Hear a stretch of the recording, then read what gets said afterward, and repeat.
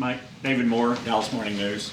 You were talking yesterday about how you responded from a disappointing loss and knowing the team would do that. And now you have this sort of win.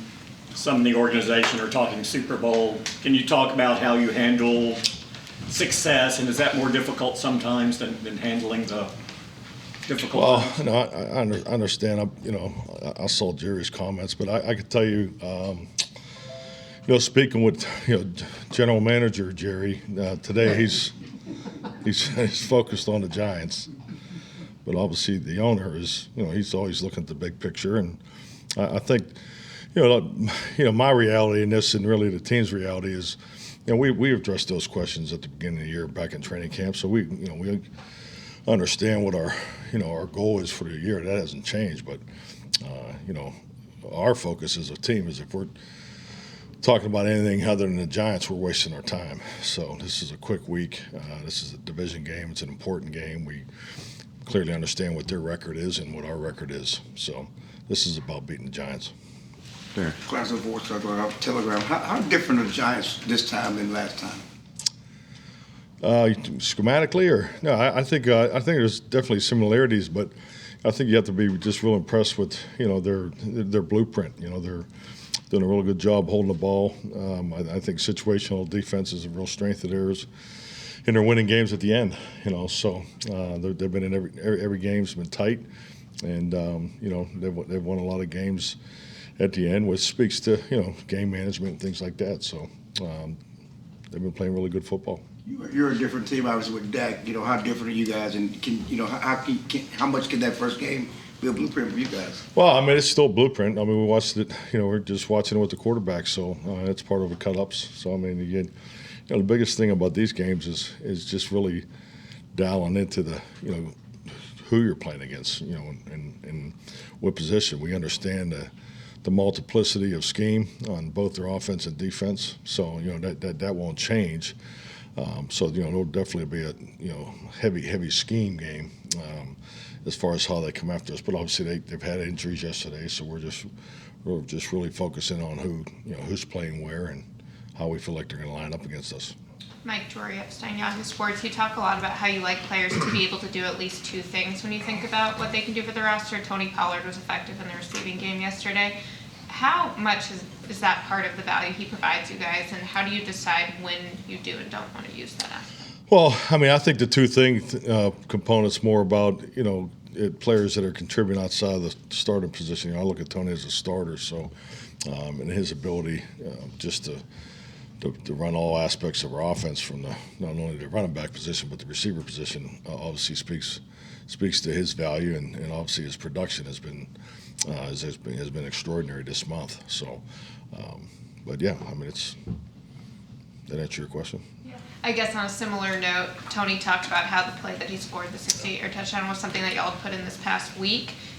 Is there more of an emphasis to get him involved in plays like that? Yeah, definitely. That's a great route. It looked good in practice all week, and there's always plays you're hoping to get the right coverage, the right matchup, and he him and Dak delivered in a huge way. So, but yeah, that's part of football. I think when you get into this time of the year, as much as you're still able to go back and we always call them training camp. Training camp plays, things we've been working on since training camp. And, I think really when you're able to still utilize a lot of the, not really the concepts, the particular looks and formations and stress points that you spend all your time in spring and training camp, that points to a good off season. So, and that's been a real benefit for us. Mike Dodd with ESPN. I know he returned to the game late, but how is Micah's knee today? Good. I haven't got all the information from the trainers, but he's in the meetings, and he'll be at the walkthrough. When you go back to what Dak was able to do yesterday, 22 out of 25, do you look at those three passes and say he was almost 25 to 25 in some respects? Definitely. I think one was clearly a throwaway. So we grade that as a win. As far as the decision making. So yeah, I thought he was extremely disciplined yesterday. Just went through his reads. The touchdown to Tony was the fourth component. It was a pure progression read, and comes over and hits Tony on the wide route, and obviously Tony finishes it there for a touchdown. So I thought Dak played extremely well yesterday. Mike McCarthy, Dallas Morning News. Dak seems to be doing more with his legs over recent weeks. What dimension do you feel he's providing the offense with some of what he's bringing tonight? Well, I mean, he's always played that way. I mean, I just think, that Dak's, anything Dak's really had to, overcome, I would say, is just, some, his injuries. But, I thought Dak was very smart with the football. When I said that, I thought he played very disciplined.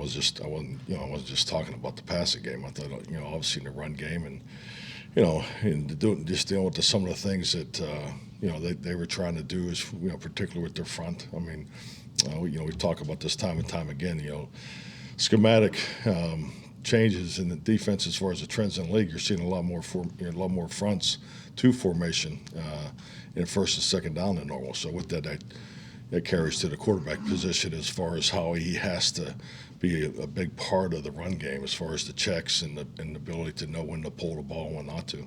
That check that he made on third down on the 11-yard keeper, is that a good example of just? Yeah, no doubt. I mean, I think it's really a good example of the adjustments that go on not only during the week but during the game. So I thought the communication all the way through, coaching staff to players, then coaches to players, and then players to players. I thought we were extremely dialed in yesterday. I was very impressed. Calvin Watkins, Dallas Morning News. How did Clark play yesterday? Obviously, you got a lot more time without the. I'll be honest with you. I watched the first half of the defense on the plane and the first half of the offense, and that's all really I got through. And then, since I woke up, I've been on the Giants. So whatever grade you gave them, we'll go with it. Calvin Mayock. Who's that? I call him Calvin Mayock. Okay. There you go. David. Mike, following up on Parsons, with where the game was, the injury that he comes off the field, how much of a discussion is there on whether or not a guy goes back into that game? As long as he has medical clearance, is everything fine and it's kind of up to him, or how do you weigh that? Well, I mean, I think got a couple different things going on as far as, not only just Micah, but the whole game yesterday. I mean, anytime anything happens to a player, it's obviously the medical staff is the priority, and then once they release him back to play, then obviously he's eligible to go back in. Second part, really, I don't know if I've ever been part of a regular season game that had that much, because you're trying to get everybody in the game and play these players, but also you got to play special teams too. So I mean, that's part of it. I think there's always a play or two that you go, oh, was that guy in there? But I mean, you have 48 players, and not only did we start playing other players, but we played them early. I mean, we start talking about it with I think 8 minutes left in the third quarter. So, that's not as easy as it looks. So, I hope we didn't get graded down for that. No, but I mean, a lot of times too. I mean, leaders. I mean, it's about the leaders of your team want to be out there from start to finish in good or bad times to be part of it. I get it. I was trying to be funny. Sorry, I didn't pull it off. But They get defensive over there. yeah. Who's that? Oh, you guys do. Yeah. Okay. I thought you were talking about our defensive players. Yeah. No, but no, it's definitely want to play. I mean, those guys want to play, especially particularly when Minnesota was having to pass more than probably they wanted to, and so we get that, but I thought we regulated it pretty good. Christy Scales, Cowboys Radio. How did Tyler Smith grade out at left guard in his first rep since preseason? No, I was being serious. We haven't graded it, but he looked like he played well. I thought it was good to it's a combination we've been working the last couple of weeks, particularly in practice. So we just trying to get him ready. Just to follow up on that, is that something where you like to continue to get him a few snaps with the Yeah, rotation? we'll see how the weeks go. Yeah. Sure. Well, yeah, I got one on that and one on another. How much of that does speak to Tyron Smith's return, and where is Tyron in terms of? Well, I think it just speaks to the flexibility. Also, I was getting ready to move Connor to right guard for Zach too. So I mean, there's a lot of things that we're going into that. But I think Jason Peters, now that he's been here this long, so we wanted to make sure he was given some opportunities too. So we're just trying to stay ahead of this. Just have as many different combinations as we possibly can. Dak talked about how he and Micah had a conversation Saturday night about chasing greatness. I'm sure those conversations happen more often than we hear about, but how important are those conversations between players? I mean, I actually saw some of it. It was down in the snack, and it was, the part I recall is, I mean, it was Dak chasing Micah because Micah was kicking his ass in cards. So that was the greatness component that I saw. So I'm glad it carried over to Sunday. Wow. You guys stopped the run against the Eagles, but you know it's something you have to do each week, and certainly with the Giants. We just talk about the importance of Eagles. I'm sorry. Okay, I'm the glad. Giants. Thank you, sir. I wouldn't have said anything. Against the Vikings. There you go. But it's something you feel they're still going to test you. It's still something you have to do. Absolutely, we'll see it every week. Yeah, I agree with you 100%. You know, and I think really you watch New York play. I mean, this is they've been trying to run the ball every week as far as a focus, and I see that not being any different come Thursday. How different is a Thanksgiving game plan from a regular week? Because it is a short week. Can you have as many plays? Is it tightened down? How do you go about that? You know, my experience has been it's clearly different, obviously, just in the time frame, the health of the players, which you're able to really practice. You know, to be honest, some of it's the luck of the draw, you know, and what I mean by that is, you know, how many of the plays did you use from the prior week? We historically have gone in a little heavy in this past game, knowing that the Thursday game's coming. So you do want to have some carryover there as much as possible. So it does help when when you play the same type of defense or the same type of offense. So those are other factors in too. So, but yeah, you really have to watch that because you're really not going to get any full speed reps till probably Wednesday. And I know rush and cover and all that good stuff, but what are your thoughts on Diggs' afternoon? Rush and cover? Well, how that helps each other and stuff. What are your thoughts on what Diggs was able to do? Oh, I thought he played really well. I mean, I think, just at the end of the day, I mean, he's not getting a lot of action, so I think that speaks volumes. Mike, Jonah Chabad with WFAA. Really over the last few years, the guys in the locker room speak about how they come out angry and aggressive after a loss. They seem to play their best with their backs against the wall. It's probably like that across the league. But as a coach, how do you kind of harness that to play that way every week, even after a huge victory like I'll say this. I think every game is a learning experience in which, if you can clearly take from the last one and move it forward, it's a benefit. My personal opinion is when you have a lot of success, that's a bigger challenge than when you don't have success. I think just the innate ability and the wiring and the makeup of the professional athlete, especially an NFL football player, they're always going to respond. They've had to respond their whole lives. So a big part of their path is, knowing what it feels like to have your back against the wall and respond. So, yeah, I wasn't really. I just thought really the noise, going over there and playing as much as I have, it really makes you focus. You have to have a really high level of focus, and that's where I think it was a huge advantage for us. And I thought it played well with our team. And we executed obviously at a high level, but I think just those kind of things was really what I focus on.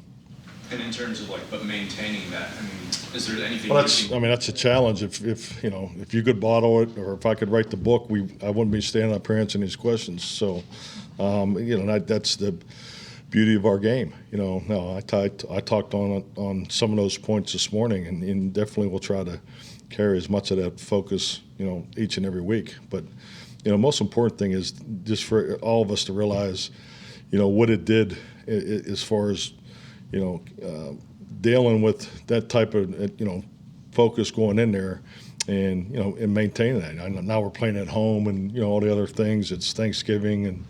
And so there's other focal points that we got to make sure we are dealing with. But, that's the beauty of lining up and playing every week. We've spoken before about your depth at tight end, but having four of them on the field at once, that was something new. How unique of a group is this relative to what you've had in your career? Well, it very unique, excellent group, clearly. But I think it goes back to Jory's question earlier. What's wrong? Huh? Sorry, Henderson. I'm right here. You good? Yeah, I thought someone was in trouble. Sorry. We're good. As you were. Okay, good. Everybody's okay? Everybody's good. Everybody check yourself. Okay? Huh? Jose was yawning. Yeah. Jose, you okay? All right. Thank you. Wow. Happy Thanksgiving. Good as You're wrong, sorry. yeah, I feel like it too. So yeah, the tight end group very, very flexible. I think it goes back to George's question earlier about everybody being able to do two things. Not only do they have the ability to play on the line, off the line, displaced, but also their contribution on special teams. So I love that about our tight end group. Have you seen a coach draw an unsportsmanlike conduct penalty on another player in a game before? What happens on the sideline stays on the sideline. That's Mike, what happened with Anthony Barr on Saturday, and how much does that set him back? we was really right at the end of practice, he strained it, and so I think he'll be hard pressed to go this week. Nui? Louis Scruggs, ABC5. What did getting to 150 wins mean for you personally? I met my daughter Izzy. Had a nice poster for me hanging on the door, so that was nice. I didn't think my kids knew that I coached that long. So, it means a lot. Frankly, I didn't realize that's where I was. Those are things I really don't look at. So, but it just really reflects, the hard work of, I've been a part of some great coaching staffs, but I've been fortunate to coach some unbelievable teams, and obviously a lot of great players. So it's just really a reflection of that. All righty. Thank you. Thank you.